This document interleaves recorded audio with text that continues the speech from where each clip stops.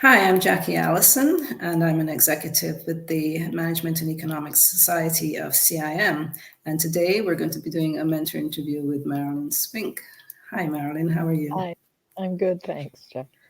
Thank you so much for joining me. And I'm really excited to hear about you and your career and some of the experiences that you have so that we can share those with others in the industry. A lot of them might be students and young professionals who have still a lot to learn about what others are doing in the industry. So this is a great chance to hear from you. And let's kick it off with just getting to know a bit more about your background. Maybe you could tell us about what you studied at university, and then from there on, we'll keep Yeah. going.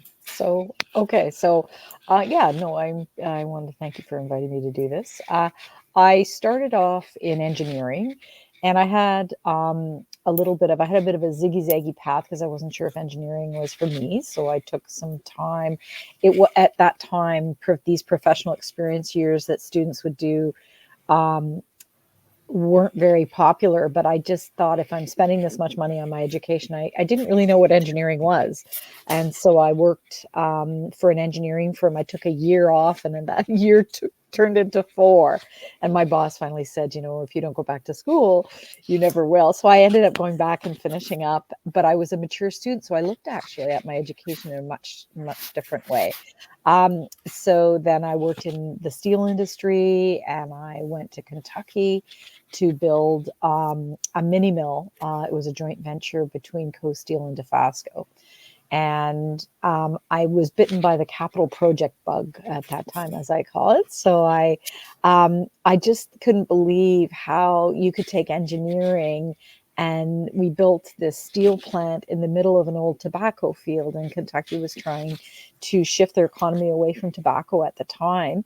And they now have a thriving steel industry. And what I saw was if you actually deliver projects well and deploy capital well, you actually it really benefits humanity. So I see mine development as and project development, this sort of heavy industry, as social development tools. Really, the engineering's fun, but in the end it has quite a legacy. So I ended up then sort of being pulled into mining after that, and I've done projects sort of all over the world and had more increasing responsibility doing that multidiscipline engineering management and delivering the projects. Madagascar, India. Worked in Finland for a bit. I've worked in the Arctic, and sort of quite a few projects all over the world. And then I kind of got into advisory roles, and then now I'm doing board work, and I'm bringing that project delivery experience to that oversight role on the boards that I'm sitting on. Yeah, Yeah. fascinating. So I think it is important for people to hear that, with the kind of work you've done, you've been to so many different places, experienced different countries and cultures. And maybe you could talk a little bit about how you adjusted to those different scenarios. What, is there any advice you could give people who are thinking about, shifting location and working in an entirely new environment? How do they manage? How do they cope? Well, the project delivery part of it, most of my work has been done in Southern Ontario. Southern Ontario has a huge engineering ecosystem that delivers the projects. And you only go to site if you want to, sort of for the construction part of it. So while I did go to site on occasion, it really was just a business trip because the engineering was being done in Canada.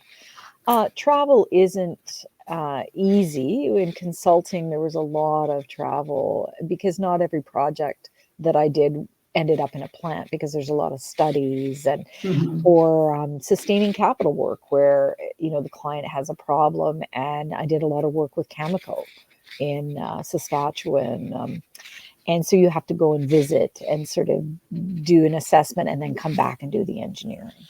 So yeah, Okay. it's yeah. Mm-hmm. Yeah, yeah. The other aspect of what you described as the multidisciplinary aspect of it. So you're drawing in some engineering, some management, and was that formal training in management, or was that expertise you picked up along the way?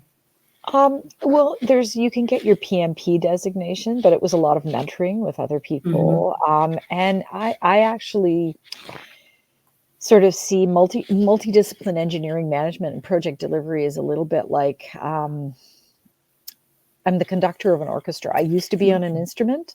So I value all the various instruments, structural, process engineering, and you have to coordinate and deliver the technical integrity. That's really and negotiate with your project manager because they're responsible for the budget, and that's sort of and so having been on an instrument before and being an engineer, I've got the technical chops to differentiate, like sort of prioritize and understand sort of the sequencing and engineering workflows that need to be done. So it's something that's really you don't learn in school. Multidiscipline engineering management isn't even touched on in engineering school, and it's something you learn on the job. And there's some certifications, the American Society for Engineering Management, of which I'm a member of, and so you learn, through those sorts of ways. Okay, yeah, interesting. So it's a lot of technical expertise. There's the people aspect of it too. You're dealing with people. You're having to manage a team. Projects would be so easy. Personalities. Yes, if it wasn't for the people. Yes, you've got to use both sides of your brain and all sorts of skills that you don't necessarily learn in school, as you mentioned. So tell us then, beyond your career, and we'll come back to maybe some more aspects of that.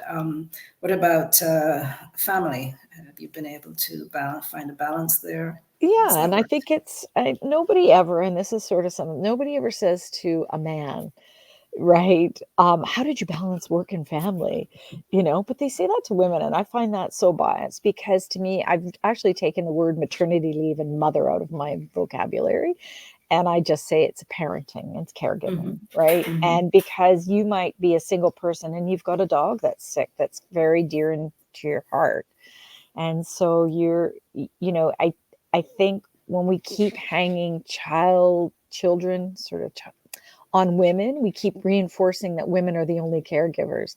And in a true partnership, my husband is very, very good, and he may not be able to renovate bathrooms, or kind of do some of those things, but my gosh, he made lunches. And so with 3 boys, it's it's a true partnership, and we had kids very close together. And part of the reason I stepped away from consulting, I've had to reinvent myself over my career, and so I actually worked a little bit in education when my kids were young, and I got involved with board work because I was the president of their daycare. And all the parents were coming up to me and saying, I didn't put my child on the daycare, before they were born. This is unfair. I can't get in. And so I actually used my governance to, that's where I saw the power of being on a board. And I proposed a strategic plan for the daycare where we would hire an executive director. And because they had the expertise and we had a good, bank account and reserves at that time. And so we ended up expanding the daycare to meet the needs of the community.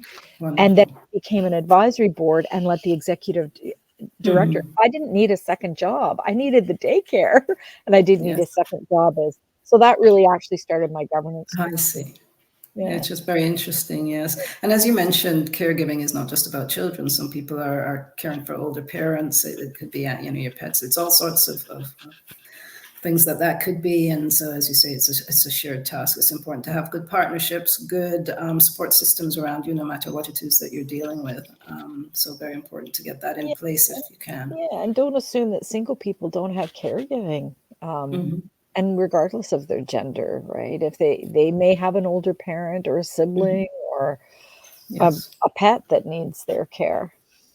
Yeah, absolutely. And you found time with all of those things to still do a lot of volunteer work. Maybe you could tell us a bit about that and what you've gotten out of it as much as you've given. Well, I actually started volunteering with CIM. Very early in my career, actually, the chapter, and I don't think the chapter exists in Hamilton anymore, but there was a CIM Hamilton branch. and I did a lot of work there. And then I actually got involved with Women in Mining Canada. It was the new, it was formed, and they needed a membership chair, so I was involved with that. And then I was the founder with Linda Bloom of the Trailblazer Awards. And it's like, I'm proud to say, you know, they're still going strong, and they've expanded it. And, you know, and that's, you know, quite a strong organization here in Canada. And I've volunteered my time to sit on Professional Engineers Ontario. That's the regulator. And this was all, you know, it's volunteer, but it was also building my board. You know, I sat on the board of scientists in school. And so I did a lot of sort of not-for-profit governance and building my board resume, then to get on that public company board. And that's actually, I'm doing sort of board work now full time. Yeah, I think that path is important for people to be aware of. And a lot of people do start with nonprofits or trade associations, build some experience, get, you know, understand a bit about how governance works. But you've also done a number of courses and programs that have built up your expertise as well, from the board perspective, but also just you know, sustainability, all of those. There are lots of content out there, lots of support for those who want to build up their expertise in these areas. Yeah, and so this is sort of where I'm seeing that sustainability is simply just the new health and safety. And in the mining industry, that is one of our core values. And if you think about it, years ago, even when I was in the steel industry, we would have that safety manager would come around, and everybody would look and make sure that they had their glasses on and everything was fine. And it was very a policing activity. Right. But then over time, safety and especially with my mining, it becomes ingrained in the culture. We look at our colleagues and we say to each other, you deserve to go home to your families like you arrived today. And people put, you know, pictures of their families on their lockers, like why I should be safe today. And so it becomes everybody's responsibility to keep everybody safe. And we kind of added wellness in there. And then it was health, safety, you know, and environment. And so sustainability is actually just like, it's the ethos of the company. And when I learned about it, I'm kind of a bit of a late bloomer. I realized that it was actually everything that I was trying to do with my engineering projects. Is that it's, to me, sustainability, or people call it ESG, but to me it's sustainability. It's not an either or, it's an and. And if you have a good safety record, right, and a good sustainability performance, it's really can attract talent. It can be a strategy. Right. It's risk management. It's leveraging opportunities. So if you can perform better and you have a lower, you know, everybody's talking about net zero, you know, but if your products have a lower carbon footprint than your competitors, I think consumers will start because it's like food labeling. Well, I'll buy this bag of chips because it's less salt. It's better for my health. Oh, yeah. So what I've done is I've integrated that sustainability in my board work, with my technical chops, which are given. And I've also done some some formal education around my board. Like I've done the ICD.D and right.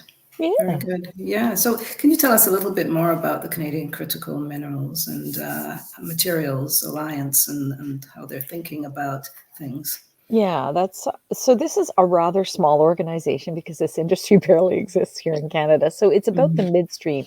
So it's where the minerals meet the chemical industry, and it's an advocacy body for small to medium-sized enterprises. We do have like in Canada, we've kind of always looked at things like through a mining lens, but it's really about the materials. So if you think about our steel industry is very well developed, and people don't need to do sort of supply push from iron ore. We don't talk about it because it's needed by the midstream, which is the steel plants. So we've had this sort of supply push mentality, I think, in Canada, where if we just make something, we push it into the market. But what I see is the disruption that's happening right now is it's about demand pull. And so customers that need to protect their brand. So you think of like the automotive, for example, Mercedes or GM, they don't want to find out that because it'll be backlash that there's like, say, child labor or poor environmental performance by the companies of which they work within their supply chain, because it will eventually rub off on them in terms of their brand. So what I'm seeing is a demand pull. And we used to do this in industrial minerals, where a company that needs a raw material simply says, if you can meet this technical performance of titanium oxide, say, for example, which is made in the South Shores of Quebec, used in paint, or cobalt used in batteries, or nickel, and so if you can meet this technical specification and deliver on that, meet these environmental and social performance criteria, because we can't sell in Europe if we don't. There's trade agreements that have these things in them now, and it's only going to become more and more. There's going to be more and more standards and disclosure standards around sustainability, ESG. So what I'm seeing is it's moving to demand pull markets, and the midstream is where the materials are made, and that is an industry that really doesn't exist here in Canada.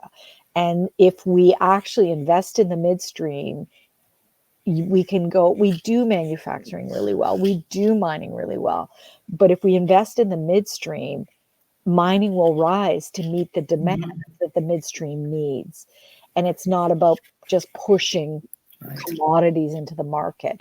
For our energy transition, we need specialized, uncommoditized materials, rare earth elements for permanent magnets, because you need to make the powders to be able to make these high strength magnets. Neodymium, there's all the rare earth elements. Yes, But being a real push.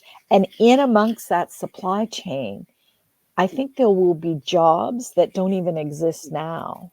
And so you'll need policy people, you will need business people, you will need supply chain people, but that are technical and integrate sustainability, to ask the right questions of their suppliers, to remove that risk in the supply chain. Yes, lots of new jobs coming. And so it's important for those in the industry to stay on top of this and to see where it's going, and how careers can change, how the industry is changing.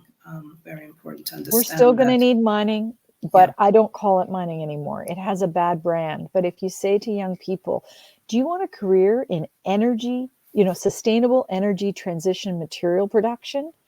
They're like all over it. Right?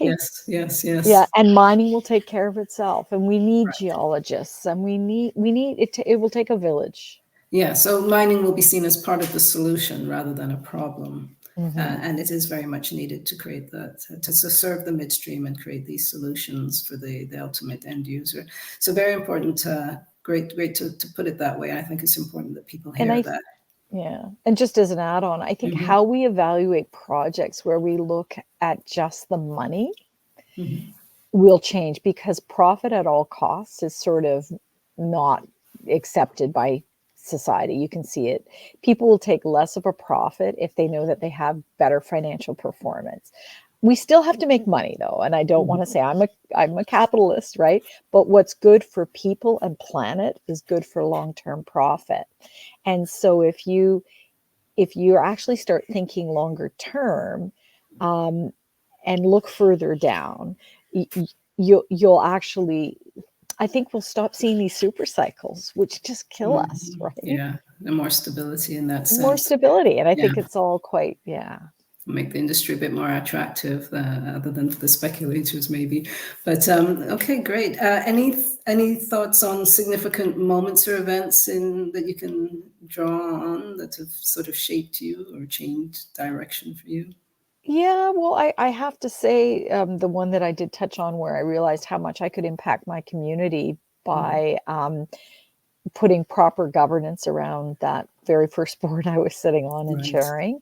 Yeah. And it's, they expanded even more after that, Mhm. where they, to meet the needs of the community. I think governance,